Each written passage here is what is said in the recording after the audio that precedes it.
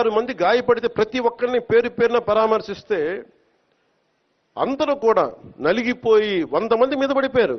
ఎంత ఉంటుంది ఒక ఆడపడుచు మీద పడిపోతే, పెద్ద ఆవిడ మీద పడిపోతే, తమిళనాడు నుంచి వచ్చారు. ఎలా ఉందమ్మా మీకంటే, కడవలు పాత్రికాంగ అయ్యా, కడవలు వెళ్ళి దేవుడు బయటికి తీసుకొచ్చాడు మమ్మల్ని అంటా ఉన్నారు. ఎంత పెద్ద మనసుతోటి సరిగ్గా చూసుకోలేదయ్యా మమ్మల్ని. కానీ ఏం చేస్తాం, మా కర్మ ఇలా కాలిందని. అది దేశం తాలూకు దౌర్భాగ్యం. ప్రజలు ఇంత బాధ్యత ఇప్పుడు కష్టం వచ్చినప్పుడు ఎంత అద్భుతంగా చెప్పారంటే నాకు కన్నీళ్ళు వచ్చినాయి. నాకు నిన్న కరిగిపోయాను నేను. వీళ్ళ క్షమాపణలు చెప్పదు ఇంకెవరికి క్షమాపణలు చెప్తాం?